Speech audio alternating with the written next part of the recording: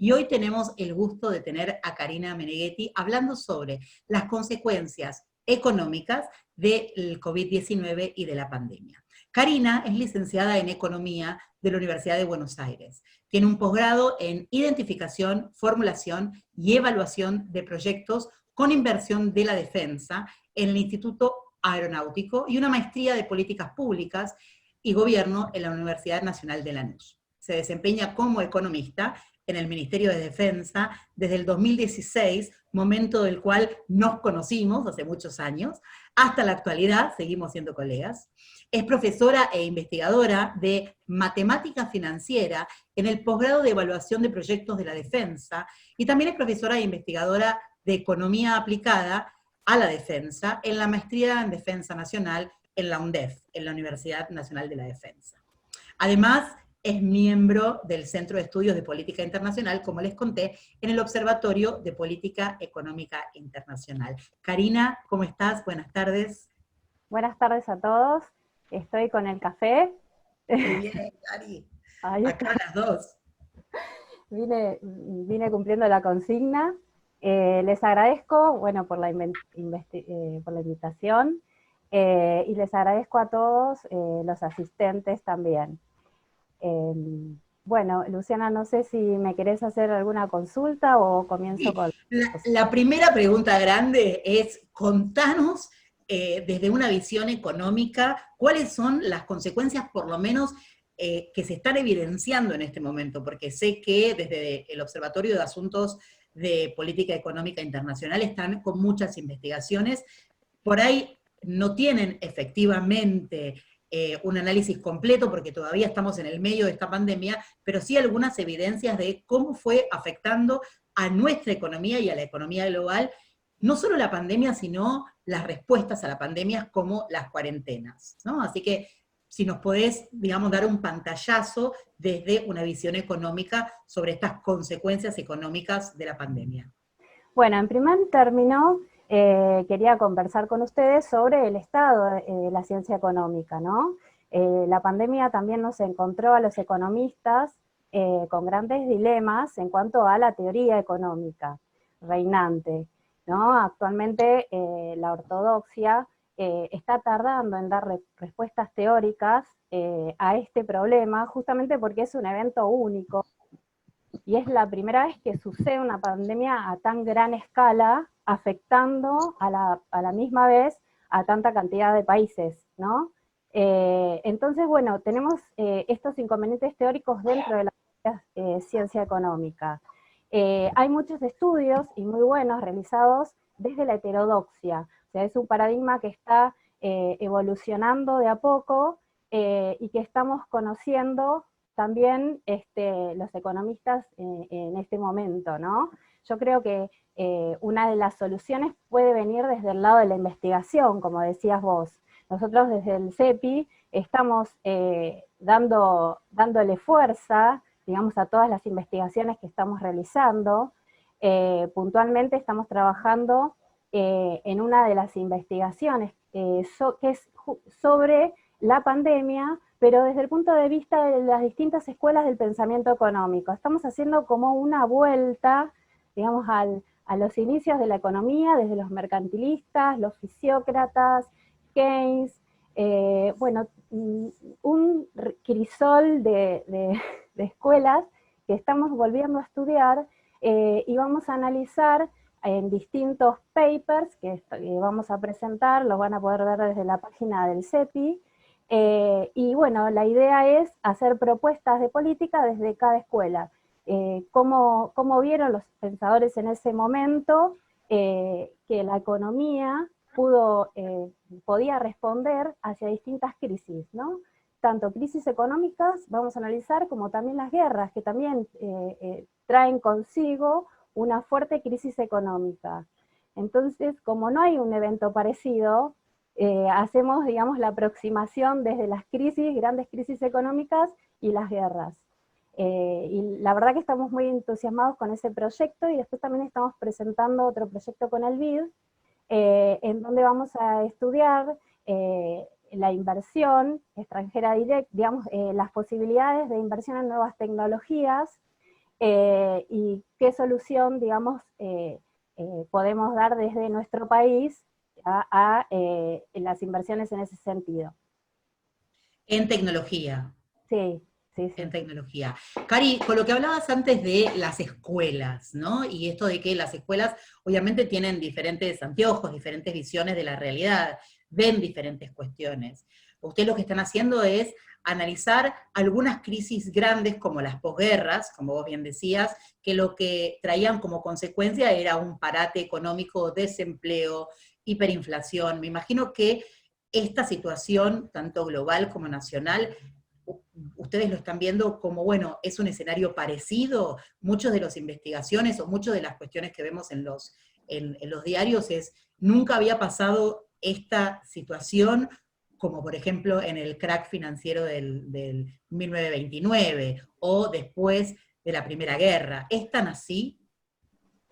Sí, mira, hay diversos estudios, algunos desde el lado de la ortodoxia, ¿no? Que están haciendo distintas analogías.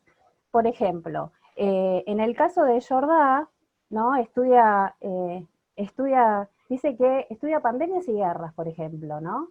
Y dice que las pandemias lo que hacen es incrementar el ahorro, ¿sí? Por el fin específico de la precaución, por ejemplo, Sí, pero bueno, que también disminuye el trabajo, ¿no? claro. Disminuye la fuerza de trabajo. Sin embargo, que el capital en eso se mantiene constante.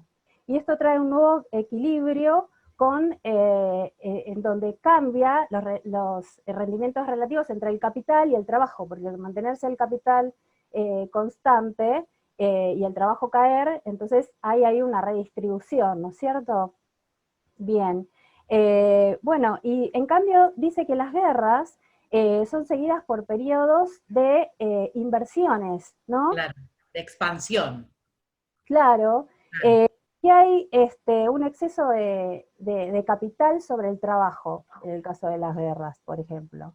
Y que también aumenta el ahorro. Pero ¿qué sucede? Eh, hay una diferencia entre una pandemia y una guerra en lo que es la tasa de interés. Dice que en las pandemias la tasa de interés tiende a ser negativa, en cambio en las guerras la tasa de interés tiende a ser muy alta, lo que influye también en la inflación, ¿no? Muy alta. Ahora,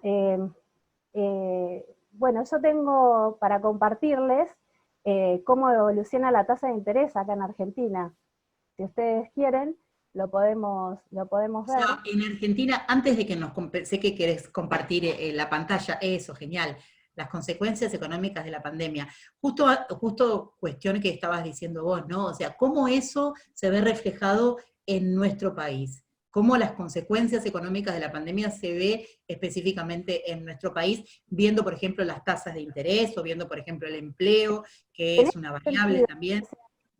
este paper que yo les estoy contando es de gran trascendencia a nivel mundial, ¿sí? Eh, pero en este sentido, ¿qué está sucediendo? Argentina está eh, funcionando al revés de lo que dice Jordá. En el caso Ajá. de las tasas de interés, ustedes están viendo bien la pantalla, ¿sí? Estamos viendo Argentina, las consecuencias económicas de la pandemia como título. No Ahora, tengo picos, pero vamos directo a lo que es los ok, perfecto. Ustedes fíjense que tenemos un tipo de interés súper alto. Esta es la última publicación del Banco Central. Tenemos un tipo de interés súper alto, casi uno de los mayores del mundo, ¿no? Sin embargo, las economías desarrolladas están teniendo tasas de interés negativas, tasas de Sí. interés negativas o muy pequeñas. Fíjense que en este gráfico, en comparación con nosotros, casi ni se ven, ¿no? Igual, Cari, esto, perdóname que te interrumpa, ¿no? Digamos, obviamente lo linkeo a esto por un problema económico que venimos arrastrando anteriormente. Obviamente la pandemia influye, me imagino, en el aspecto económico en Argentina, como en cualquier otro país, pero obviamente la capacidad de respuesta de la Argentina hacia la pandemia, obviamente se encontraba la Argentina en un momento de crisis económica previo a la pandemia, con un gran problema de deuda externa, con un problema también de empleo con diferentes problemáticas. Entonces me imagino que este gráfico, que lamento verlo porque obviamente tanta tasa de interés obviamente impacta en todo lo que son las inversiones, pero me imagino que esto es también debido a las cuestiones previas que cargaba la Argentina, no por la pandemia. Bueno, la pandemia es como que las acelera, porque fíjate que el gobierno actual comenzó a disminuir las tasas de interés, ¿sí? Disminuyeron bastante. A ver, voy a volver a compartir. Y vamos a ver Sí. los tipos de interés desde el 2019, también son todos datos del Banco Central, ¿no? Cómo hubo un pico que prácticamente llegó al 85% en los tipos de interés por septiembre del 2019, después se fue subiendo la tasa, ¿no? Fíjate que, bueno, en diciembre se asume el nuevo gobierno y la tendencia a disminuir fue bastante pronunciada, ¿verdad? Ahora, la última semana se incrementó un poco porque la tasa de interés era el 30% y subió al 36%, ¿verdad? Como que la última semana esta tendencia comienza a revertirse un poquito. Está bien, Eh, pero sin podemos embargo, decir entonces que en Argentina la consecuencia de la pandemia fue que la tasa de interés caiga. claro, estaba, digamos, también por política pública, ¿verdad? Por, Totalmente. digamos que la gestión anterior tenía una política monetaria, monetarista, valga la redundancia, ¿verdad? Y esta gestión tiene otra concepción. Por eso yo siempre rescato la importancia de la escuela de pensamiento económico que uno adhiere, porque de ahí van a depender la recomendación de políticas que se realice, ¿sí? Entonces, bueno, vemos que también por política pública, ¿sí? Estaba disminuyendo, pero ahora está aumentando un poco. Pero, como te vuelvo a repetir, comparando, aunque digamos la tendencia se haya revertido, comparando estamos muy distintos que como el resto de los países, sobre todo los desarrollados, ¿no? Está bien, pero igualmente vuelvo a repetir, o sea, esto era una situación que no se ve como consecuencia de la pandemia, sino por un problema que veníamos acarreando tiempo atrás. Seguro, seguro. Claro. Influye mucho en la tasa de interés, en los índices de inflación, por supuesto. Claro. Eh, Vos pensá que de alguna forma, a través de la política monetaria, el gobierno tiene que atraer inversiones, ¿no? Eh, eh, a través de justamente este instrumento. Si la tasa de interés no supera a la tasa de inflación, eh, no conviene poner un plazo fijo, por ejemplo, en el banco, ¿verdad? Porque, digamos, la cuenta económica o financiera no rinde sus beneficios, ¿no? La gente tiende a otra inversión. Y bueno, históricamente, ¿a qué tiende el argentino? Tiende a el dólar, invertir en dólares. Y ahí está nuestro gran inconveniente estructural, ¿bien? Porque eso lo que hace es subir el tipo de cambio, y al subir el tipo de cambio, eh, todos los precios de la economía se ven afectados, ¿no? Totalmente. Cari, te hago una pregunta que es una pregunta recurrente, si querés sacar el tema del tipo de interés, porque aparte no solo no me gusta la curva, sino que me deprime. Pero digo, lamentablemente. Una de las preguntas que yo me acuerdo que te hacía cuando estábamos colegas en el ministerio, iba corriendo hace poco, el año pasado. Me acuerdo que el año pasado se hablaba mucho a nivel Argentina de la posibilidad, o algunos, decían, bueno, hay que dolarizar la economía porque todos miran en dólares y porque las casas se venden en dólares.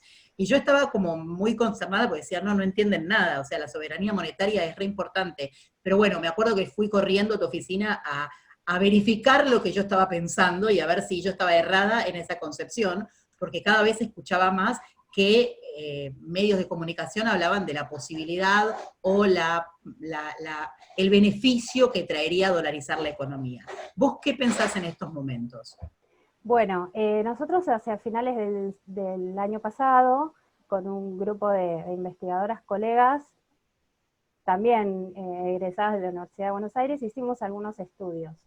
Uno de ellos era sobre la dolarización, justamente, porque en un momento, también hacia finales del siglo pasado, como que, digamos, los medios, los economistas ortodoxos, ¿no? Como que había una tendencia a recomendar esta política, ¿no? De la dolarización, que nuestra moneda no vale, que, digamos, los argentinos somos así, nos gusta el dólar, tenemos que ser como Estados Unidos. Se decía, bueno, nosotras obviamente, como heterodoxos, no estábamos nada de acuerdo, ¿no?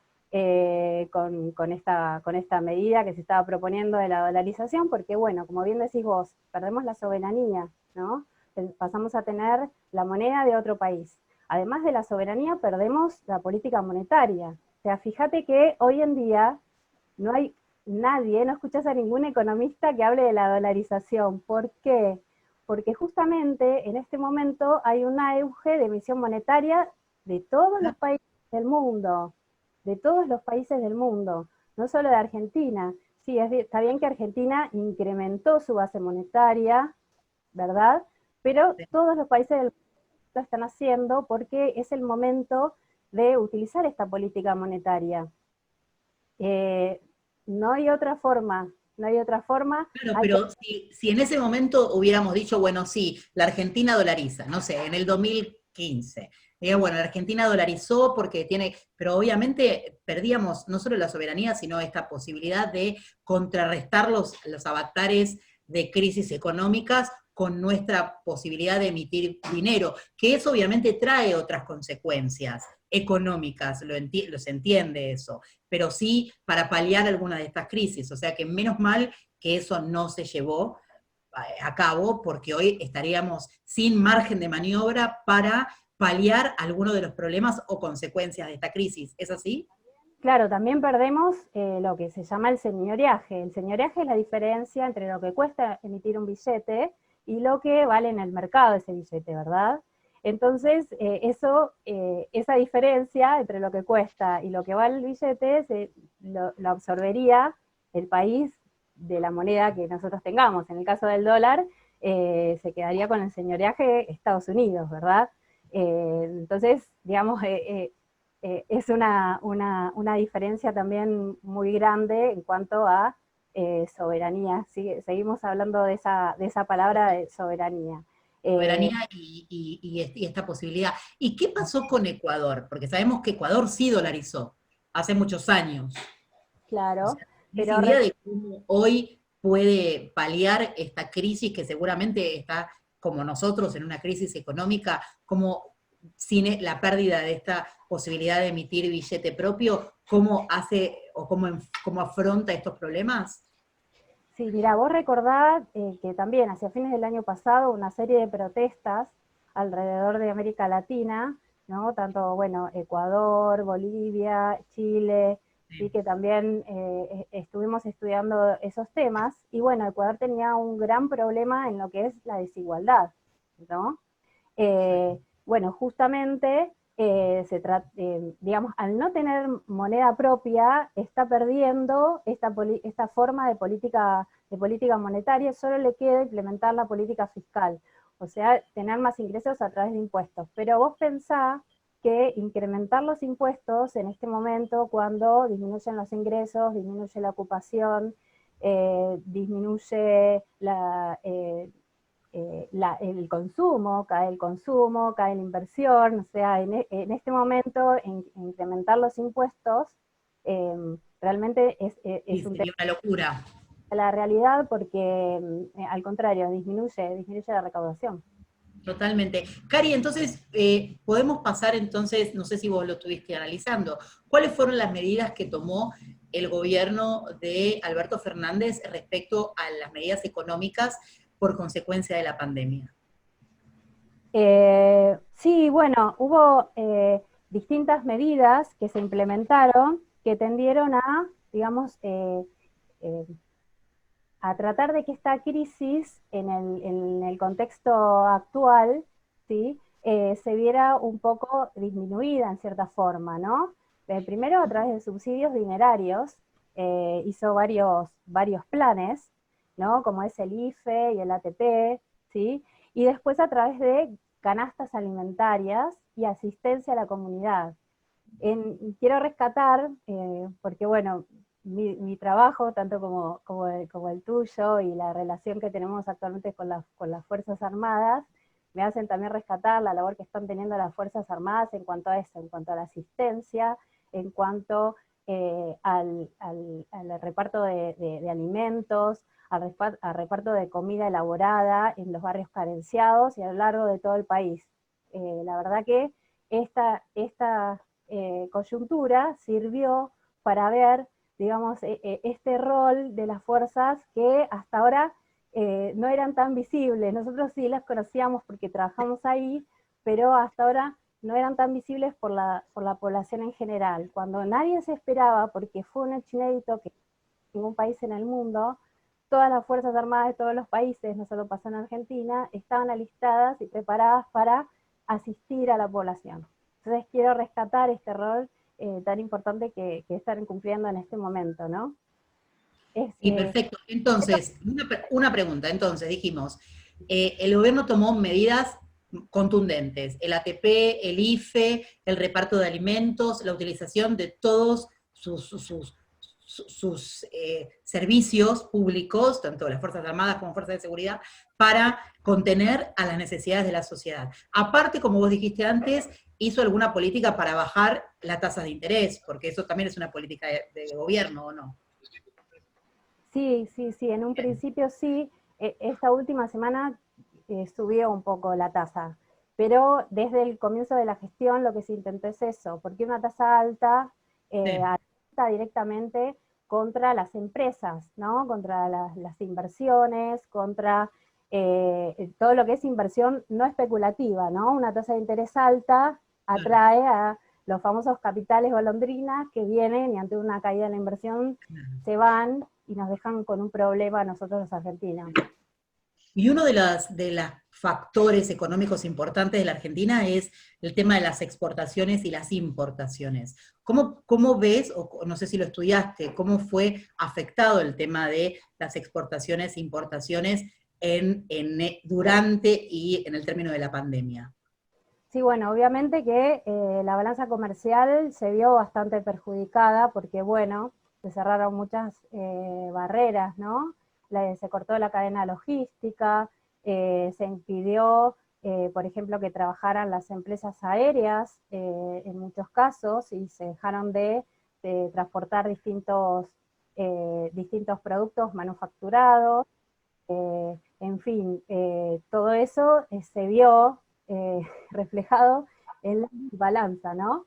Eh, tengo un gráfico si querés, porque a veces Dale, data relato, dale, sí, sí, dale, sí, claro, puedo mostrar. dale, Traje varios gráficos en realidad. dale, genial. Sí, Bueno, porque a veces hablar de números y economía sin gráficos si no, no es tan, no es tan Sergio Eiza, que simple. lo está por ahí, el otro día me decía, ¿cómo haces para dar matemáticas financieras sin un pizarrón? Clase. Le digo, bueno, hay sistemas informáticos. Bueno, lo mismo ahora, como, digamos, yo te puedo contar, pero siempre si ves un gráfico es mucho más Sí, didáctico. claro, totalmente. Bueno, Contanos qué vemos en este gráfico. datos de abril, ¿sí? Estos datos fueron tomados del INDEC, ¿no? Fíjate que las exportaciones cayeron un 18,9% y las importaciones cayeron todavía en un monto más alto, en un 30%. Por lo tanto, el saldo comercial nos da positivo, ¿no? X menos M. Pero bueno, No, parte, la próxima, pues yo me preguntaron, no te digo 1.000 millones de personas, pero varios, me preguntaron entonces esto se debe a que cómo Sí, cae también un poco el consumo interno, un poco por las barreras que hay a nivel logístico, y otro poco también que al caer el consumo interno, en nuestro país siempre caen las importaciones, ¿sí? Eh, Y bueno, y por un tema logístico también cayeron las exportaciones. Sin embargo, tenemos un saldo comercial positivo, que eso es bastante bueno. Pero fijémonos que las exportaciones venían también con una tendencia decreciente desde el año pasado. Y las importaciones no tanto, pero también era decreciente, ¿sí? Ya que es una tendencia que venimos también en cierta forma heredando, a pesar que ahora se hizo más evidente. Hay algo para rescatar, que la pandemia hace más evidente muchos procesos que ya se venían dando en la economía, ¿verdad? Estos desbarajustes que teníamos nosotros en la balanza comercial, en la inflación, en el tipo de cambio, ahora se sienten mucho más acompañados por otros factores que ahora vamos a ver. ¿Y cuáles son actualmente nuestros principales socios comerciales? Bueno, el principal es China.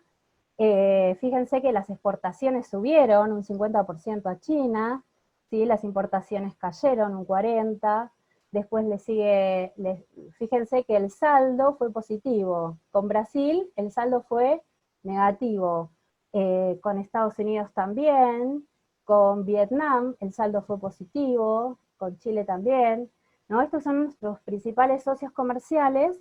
Bueno, se vio justamente afectado todo nuestro comercio por esta coyuntura. Wow, igual veo que Chile tenemos un saldo positivo, pero bajamos en las exportaciones e importaciones. Bajamos, sí, sí, sí. Sí, Nuestro saldo, bajamos. ¿qué Y, significa que nuestro saldo es positivo? Que exportamos más de lo que importamos, ¿verdad? A claro. pesar de la tendencia creciente, ¿no? Cayó las exportaciones y cayeron las importaciones. Sin embargo, nuestro saldo siguió siendo positivo. Bien. Bueno, y después tenemos algunos gráficos sobre, en este caso, cómo se componen las exportaciones por grandes rubros, ¿verdad? Ah, genial. Fíjense combustible y cómo fue evolucionando. Fíjate que todos los rubros cayeron, todos los rubros de nuestras exportaciones cayeron, salvo los productos primarios que siempre salvan a este país, que se incrementó en un 10,8% las exportaciones de productos primarios.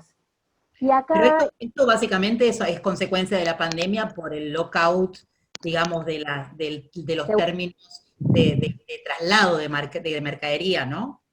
claro, porque se quiebran las cadenas logísticas. Bien, es eso, es por un tema logístico, no es por un tema financiero o por un tema económico. Sí, pero fíjate que la tendencia ya venía del año pasado, ¿eh? Fíjate que Ah, cuando vemos los cuadros, tanto de exportación como de importación, la tendencia decreciente venía desde el año pasado. Nosotros estábamos ya atravesando en el inicio de la pandemia una crisis económica. sí, Eh, sí, que somos población de riesgo, como se denomina la pandemia a las personas que son muy vulnerables al virus. Bueno, nosotros somos población de riesgo en la esfera económica también, sí. porque la situación nos encontró, digamos, ya en una crisis. Sumada a esta otra crisis, realmente tenemos que ponernos en autos rápidamente, tomando medidas de desarrollo, medidas digamos, de crecimiento en mediano y largo plazo desde el punto de vista económico para poder contrarrestar en cierta forma lo que viene, ¿no? Que todos los economistas afirman que, digamos, la caída en lo que es el PBI, en lo que es el consumo y lo que es la fuerza laboral, va a llevar a una gran caída en todos los países. Entonces, tampoco es que se va a terminar la pandemia, vamos a terminar la cuarentena y nos vamos a recuperar rápidamente, porque hay muchas empresas que cerraron, hay mucha gente que va a estar sin trabajo y sobre todo, lamentablemente, la pobreza se va a incrementar un montón. Nosotros empezamos con una pobreza, digamos, un porcentaje de pobreza bastante alto. También teníamos bastante desempleo. En el cuarto trimestre del 2019 nuestro desempleo era del 8,9%.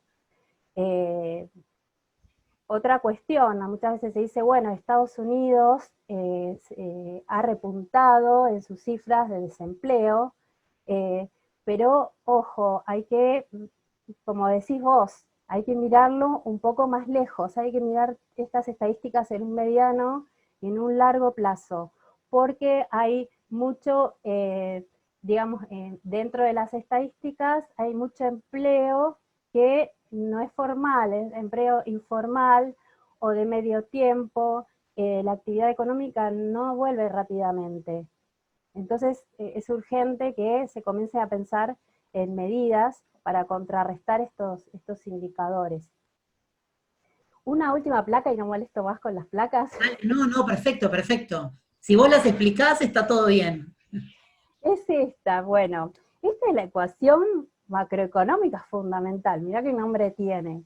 Es como está compuesto el PBI, pero es una ecuación contable, ¿no? Más que económica. Es decir, el PBI, ¿cómo se calcula? Es el consumo más la inversión, más las exportaciones, menos las importaciones. No es una identidad, si se quiere, contable. Bueno, los últimos números que tenemos, que la caída del PBI interanual, ¿no? Al mismo periodo del año pasado, es del 1,1%. ¿Sí? Y desestacionalizado es del 1%. En el consumo cayó 1,9%. La inversión cayó un 9%. Bueno, las exportaciones subieron 7,4% y las importaciones cayeron menos 10,1%. ¿Sí? Fíjate que todos estos datos son negativos, o sea, y todo indica que, digamos, esto va a continuar así. Entonces hay que tener mucho cuidado, hay que, digamos, implementar políticas para seguir implementando las políticas para la asistencia social. Lamentablemente los números de la pobreza también se van a incrementar, ¿no? Hay un autor muy conocido que es Robert Barro, que bueno, estimó una caída promedio a nivel mundial del 6% del PBI, ¿no? Bueno, obviamente que esto a nosotros también nos va a afectar para una salida, ¿verdad? Sí, totalmente, es como vos dijiste, nosotros veníamos en una ¿Vos? crisis económica. Hola, ¿Eh? extendí demasiado en el tiempo, vos frename porque yo sigo No, hablando. no, no, no, sí, por eso quiero, porque tengo varias personas que quieren hacer preguntas. Me quedaron las preguntas de las cuasimonedas, de Silvio Gesell, me quedaron un montón de preguntas, pero quiero dejar a la comunidad del CEPI que pregunte específicamente, que creo que tenemos como 3 o 4 personas que ya quieren preguntar. Si te parece, bajamos, deja de eso y así te vemos a vos. Y Candelaria va a distribuir las preguntas, pero creo que había preguntas de Sergio Eiza, que lo nombraste, Sí. colega nuestro del ministerio, y otras personas más, así que quiero dejarles tiempo a ellos, que quedan 20 minutos. Sergio, ¿estás ahí para hacer la pregunta a Karina? Ah, No sé si está. Bueno, fíjate a ver si Sergio... No, no la escribió, puso me agendo para preguntar y no la escribió. Bueno. Cari, entonces te Ahí está, pregunto... ahí está. Ahí está. Hola, Creo que Sergio. sí. Ahí está. Ahí está. bueno, hola, ¿qué tal? ¿Cómo están? Bueno, finalmente me demostraste cómo explicar economía por medios digitales. Tengo preguntas cortitas, así, digamos, para que tengan más espacio el resto. La primera pregunta cortita, digamos, por una cuestión de curiosidad intelectual, vos tendrías que estar en todos los canales, porque escucho muchos periodistas hablando, y una de las cosas que escucho decir es que la cuarentena es la que está destruyendo la economía. Entonces me fijaba en los pronósticos del FMI, que están disponibles, uno entra a la página, y veía que todos los países, salvo China e India, todos los países, digamos, la verdad no me fijé todos, pero la mayoría, tenían pronósticos de caída, Argentina desde el, no sé, creo que 5, y pico por ciento, o a otros 7%, salvo China e India, con un crecimiento del 1%. Entonces la primera pregunta es si la caída en la economía argentina, que va a provocar todo lo que vos contaste, pobreza, desempleo, etcétera, ¿se debe a la cuarentena o se debe a la pandemia? Y enganchado a esto, ya a nivel mundial, creo que por ahí lo hablaron, yo me enganché tarde, así que pido perdón si lo dijiste, porque hablamos todo, digamos, de la pandemia, pospandemia, digamos, hemos participado yo de estas excelentes charlas del CEPI. Ahora, digo, estas tendencias no vienen de un poco más atrás y lo único que hizo la pandemia es ser una gota que rebalsó el balso o aceleró, no sé cómo decirlo. Y lo último cortito, en la ecuación macroeconómica no vi la G del gasto público. Digo, la G del gasto público que hablaste de los planes, no compensa, no compensa no, porque obviamente la economía se va a destruir, pero ¿no tiene ahí un rol en la ecuación macroeconómica? Bien, empiezo por la última. El gasto público está dentro del consumo, porque el consumo incluye al consumo del gobierno y al consumo interno. Justamente el incremento que hubo en este tiempo, el incremento enorme, digamos grande que hubo del gasto público, sirvió para contrarrestar la mayor caída todavía del consumo privado, ¿no? Justamente es un factor de compensación, es una forma de hacer política fiscal, ¿no? Incrementar el gasto público, porque si no, digamos que hubiera sido la tendencia muchísimo más fuerte, muchísimo más dura para todos nosotros. Por suerte se tomaron estas medidas del incremento del gasto público. Yo quiero saber ahora dónde están todos los Milei, todos los que dicen que no tiene que existir el Estado, que todos los... Bueno, ahora que digamos ya no pueden decir esto porque justamente todos los estados salieron a actuar en todos los países invirtiendo fuertemente en todos los sectores, sobre todo en la asistencia primaria y elemental, porque bueno, imagínate que digamos, el golpe siempre va por lo más bajo, ¿no? Por la gente con menos recursos. Después con respecto a la primera pregunta que me hiciste en cuanto a si la situación económica era por la cuarentena o por la pandemia, nosotros estuvimos hablando de que justamente ya comenzamos, nuestra situación inicial fue desde una crisis. Nosotros ya estábamos en crisis con a partir digamos, mostramos recién los indicadores, ¿no? Nosotros ya estábamos en una crisis, esta pandemia nos toma por sorpresa, y justamente, bueno, hay que enfrentarla como un país, como se le dice en términos sanitarios, como población en riesgo, ¿no? Nosotros somos un país que ya al empezar, digamos, al tener una situación económica, digamos, con problemas de salud y enfrentar esta pandemia, estamos en mucha desventaja. O sea, partimos de una situación muy dispar. Sí, totalmente. Una de las cosas que lo primero dijimos, gracias Sergio por las preguntas, pues justamente empezamos diciendo, ¿no? Nosotros somos un país que veníamos de una crisis muy profunda desde hace bastantes años, y esto justamente, no sé si fue la gota, pero fue justamente lo que evidenció la debilidad económica de muchos de los factores de la economía que teníamos, y obviamente lo que está trayendo es más pobreza y más desigualdad. obviamente, aparte de la caída del empleo y todas las cuestiones que Cari contaba. No sé si, Cande, hay alguien más para preguntar, porque yo tengo preguntas.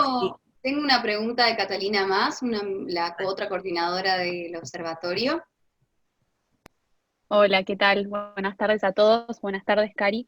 Te quería hacer una consulta, más que nada de apreciación personal.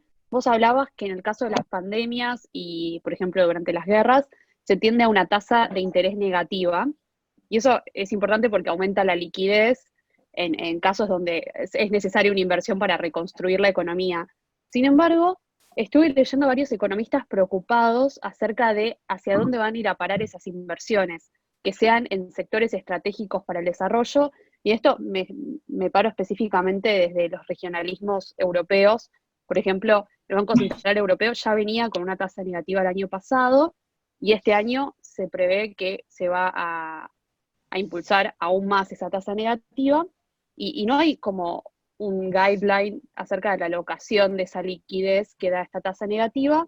Sin embargo, por otra parte, sí prevén otros mecanismos como el de solidaridad europea, que dicen específicamente, bueno, este préstamo es para salud pública.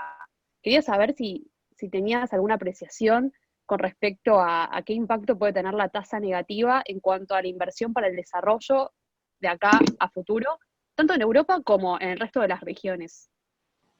Sí, verdaderamente, bueno, es muy importante que el Estado, esas inversiones, como bien decías vos, comparto esa inquietud, ¿no? En el caso de los países que tienen esa posibilidad. Nosotros estamos rogando que venga alguna inversión con la tasa que tenemos, ¿no? Alguna inversión productiva y no especulativa.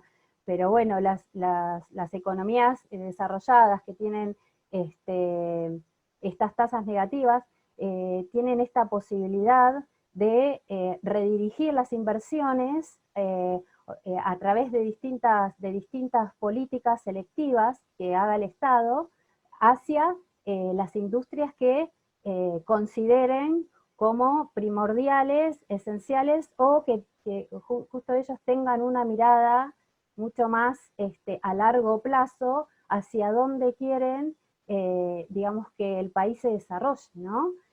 Las industrias, por ejemplo, que tomen más empleos, las industrias de servicios, puede llegar a ser alguna salida, porque ante tanto desempleo, las industrias de servicios tienen esa posibilidad de tomar mucha cantidad de gente.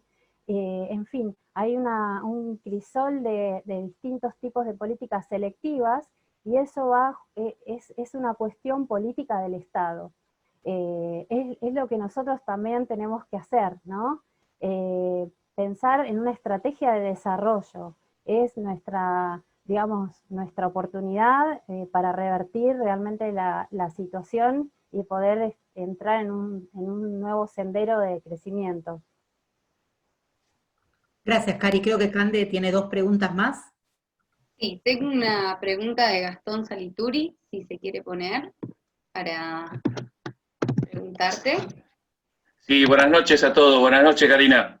Buenas noches, Gastón, un gusto verte. No te voy a quitar mucho tiempo porque te tengo cerca, pero ya he escuchado por televisión y en otros comentarios que se vendría un plan Marshall, ¿sí? Vos hablaste de dónde venía todo esto, de la Segunda Guerra Mundial, inclusive Luciana habló de la crisis del año 29, donde más de 6.000 bancos quebraron por el famoso crack, ¿no es cierto? Bueno, y estoy escuchando planes Marshall, ¿no es cierto? Si bien los planes Marshall, era como decías vos, ¿no? Había una sobrecarga de capital y una disminución de mano de obra, ¿sí? No sé qué opinás al respecto, porque todavía no sabemos cómo va a terminar esto y en la mayor desgracia que puede llegar a pasar, ¿no es cierto? Justamente, Gastón, y lo conversábamos con Luciana antes de empezar la charla. ¡Ah! Te conozco. Que realmente lo que a mí, uno de los temas, yo sé que no vengo a dar muchas buenas noticias, ¿no? pero uno de los temas que más me preocupa a mí es el sistema financiero, y cómo el sistema financiero se va a adaptar a esta situación, no solo a nivel de nuestro país, sino a nivel internacional, ¿no? Ojalá pueda haber un nuevo plan Marshall. Sería muy necesario realmente que algún organismo internacional pueda asistir a los países más golpeados por esa crisis, que bueno, siempre lamentablemente somos los países subdesarrollados, ¿no? Y realmente ojalá sería muy necesario. Hay una salida que están buscando de países, que también conversamos con Luciana, que es un tema realmente como para hacer una charla entera de ese tema, que son las criptomonedas, ¿no? Hay muchos países que están estudiando esa posibilidad de implementar criptomonedas, que a cualquier economista nos hace explotar la cabeza, porque realmente quiebra con todas las concepciones que hay sobre lo que son las políticas monetarias de los países, pero que a la vez, uno analizándolo, no les suena tan descabellado que, digamos, lo nuevo y la forma de adaptarse a esta crisis y la forma de salida del sistema financiero sea a través de las criptomonedas de los estados, ¿no? Y habría que ver cómo interactúan estas criptomonedas de los distintos estados con las criptomonedas que existen hoy en día de empresas. Bueno, hay una gran variedad, digamos, en el mercado, pero realmente es un tema muy, muy interesante. Sí, el tema de... Muchas gracias. Sí. Muchas gracias. Gastón. Gracias, Sí. Gastón, me encantó tu participación. Cande, ¿tenemos otra pregunta? Sí, tenemos dos preguntas más, una es de Carlos Alberto Maruso y otra de Linda Silva. Si quiere empezar Carlos. Sí, Karina, buenas noches. Hola, Carlos, buenas noches. Un tema que lo venimos discutiendo siempre desde la óptica de la defensa, que es una industria que puede generar empleos y riquezas. No se ve un desarrollo, y más aún que con la participación importante de las Fuerzas Armadas, se vio el capital humano y material que tenemos, pero que ya se está agotando. Y entonces es una oportunidad para que el sector se empiece a desarrollar, y no veo al respecto. ¿Vos cómo lo ves esa situación? Bueno, Y más aún que estamos capacitando gente en evaluación de proyectos con inversión para la defensa. Bueno, Carlos, para el que no lo conoce, es el director de evaluación de proyectos de la defensa de la Universidad de la Fuerza Aérea. Por eso también la temática de la pregunta. Y justo también me dio el pie, ¿no?, para una posible salida del país. Bueno, nosotros estamos trabajando en un proyecto de investigación en la Escuela Superior de Guerra Aérea, junto con otros economistas, Daniela Álvarez, Paula D'Amico. Estamos trabajando en un proyecto de investigación en donde estamos analizando cómo contribuye justamente la inversión en defensa en el crecimiento y desarrollo de los países. La comenzamos mucho antes de todo esto, pero creo que es una investigación que va a servir de mucho, porque realmente hay mucho escrito sobre este tema, y sería la oportunidad para impulsar estas inversiones, para digamos, fortalecer la industria de la defensa con un fundamento teórico muy fuerte, ¿verdad? No solo, digamos, desde la opinión, sino desde el análisis y el estudio económico de estas tendencias a nivel mundial. Así que sería una buena oportunidad para aprovechar y fortalecer este área de inversión. Ari, vos decís también fortalecer a las empresas que ya tiene, que son del Estado, la defensa, como Fabricaciones Militares, Tandanor, Sinar, digo, todo lo que es lo aéreo, digamos, esas empresas que ya existen. Seguramente. Y fortalecer investigación y desarrollo. También Sí, todo lo que fortalecer es ITDF. investigación y desarrollo, sí. Todo lo que es ITDF. Gracias por la pregunta. Eso también podríamos hacer otra charla específica sobre economía y desarrollo en términos de defensa, que sería bárbaro. Creo que tenemos una pregunta de Linda Silva, que es de Colombia, así que no sé si está por ahí, Cande. Aquí estoy, Luciana. Hola, buenas tardes a todos. Hola, buenas tardes. Bueno, interesantísima tu charla. De hecho, el contenido de mi charla se relaciona demasiado con lo que hablaste con relación al tema del comercio internacional y comportamiento de las importaciones y las exportaciones. Bueno, mi pregunta es sencilla. Dentro de lo que tú aprecias, ¿consideras si hay confianza del sector financiero, quien pues tendría la primera instancia de recibir los beneficios económicos del Estado, para que éstas puedan invertir o financiar la reapertura económica? Bueno, justamente, como comentamos anteriormente, actualmente las inversiones, en lo que es inversión extranjera directa, están muy desalentadas por la tasa de interés.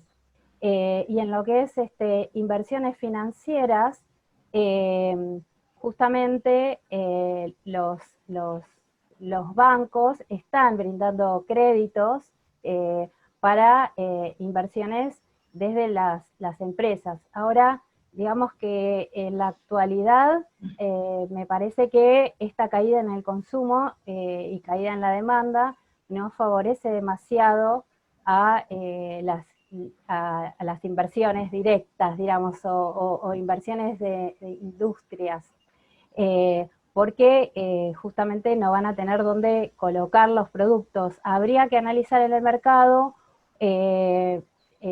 los puntos claves o las industrias claves en donde se podría invertir, en donde el rendimiento sea muy superior a la tasa de interés, y en el largo plazo también le sirva al país para poder tomar toda la capacidad ociosa laboral que existe actualmente.